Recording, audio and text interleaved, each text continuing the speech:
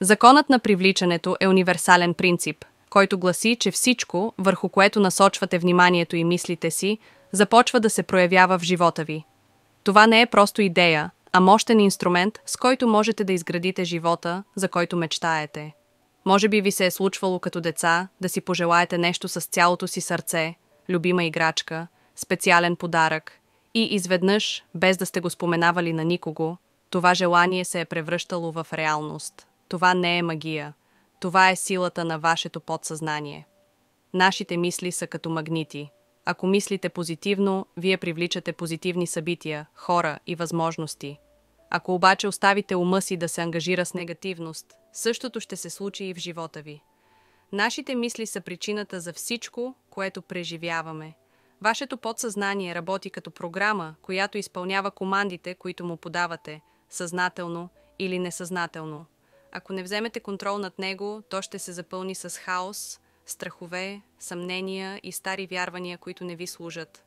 Затова е от изключителна важност да изградите правилните навици и да вкарвате позитивни програми в подсъзнанието си. Спомнете си моментите, когато сте мислили дълго и усилено за нещо, което искате да постигнете, и в крайна сметка сте успели. Това не е случайност. Законът на привличането ви показва, че енергията, която изпращате, се връща към вас. Или, както казва Наполеон Хил в своята класика, мисли и забогатявай, каквото умът може да си представи и да повярва, то може и да постигне. В следващите минути ще ви покажем как да изградите навици, които да програмират подсъзнанието ви за успех. Ще научите как с 10 минути на ден да насочвате мислите си правилно, да визуализирате мечтания си живот и да използвате утвърждения, които ще ви помогнат да постигнете целите си. Всяка стъпка е създадена да ви доближи до реалността, която искате да създадете. Ако разгледаме подсъзнанието като инструмент, то можем да го оприличим на мощен трансмитър на енергия, който излъчва към Вселената нашите мисли, емоции и желания. То е невидимият двигател зад нашите действия и резултати, тъй като именно то обработва и съхранява мисловните ни модели, вярвания и навици. В известен смисъл подсъзнанието е нашият втори мозък, този, който работи автоматично, без съзнателно усилие от наша страна. Представете си, че подсъзнанието е като компютърна програма, която ние самите пишем чрез мислите си. Всяка мисъл, която допускаме в ума си, е като ред код, който се запаметява и с времето се превръща в навик. Колкото повече повтаряме дадени мисли, било то позитивни или негативни, толкова по-здраво те се вкореняват в програмата ни и започват да диктуват действията ни. Подсъзнанието не прави разлика между това, което искаме, и това, което не искаме. То просто усилва и излъчва онова, върху което сме фокусирани. Ако постоянно мислим за страхове или неуспехи, ние подсъзнателно ги привличаме в живота си. Но добрата новина е, че този процес е напълно обратим. Ако искате да промените реалността си, първо променете мислите си. За да пренапишем кода на подсъзнанието, трябва да създадем нови, позитивни мисловни модели. Това изисква постоянство, но усилията си заслужават. Ето 3 стъпки, които можете да предприемете още днес. Осъзнатост за мислите. Започнете да обръщате внимание на това, върху какво се фокусирате през деня. Когато забележите негативни мисли, съзнателно ги заменете с позитивни.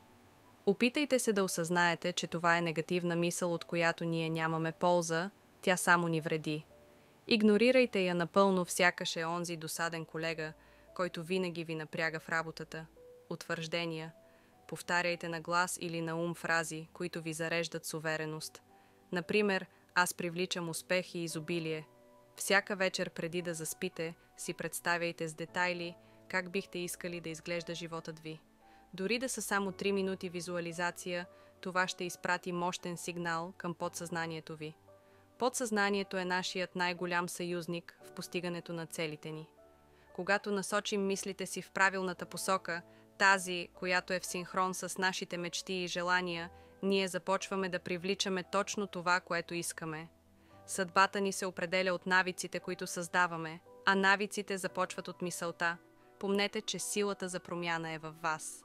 Ако искате да промените външния си свят, първо променете вътрешния. Създайте съзнателно мисли, които ви вдъхновяват и мотивират, и гледайте как животът ви започва да се трансформира. За да променим живота си, трябва да започнем с създаването на нова програма за нашето подсъзнание, а ключът към успеха е постоянството. Джон Кехоу, истински майстор на подсъзнанието, набляга на това, че редовното практикуване на утвърждения е основният механизъм, чрез който можем да пренапишем подсъзнателния си код. Когато използвате утвърждения, вие създавате нови мисловни модели. Например, аз съм успешен и финансово независим, изкарвайки по 10 000 лева на месец. Аз съм уверен и дисциплиниран и това ми помага да постигам целите си с лекота. Тайната не е в пълното вярване на тези изказвания от самото начало. Това, което е важно, е да ги повтаряте ежедневно, сутрин или вечер, в момент, когато сте спокойни и уединени.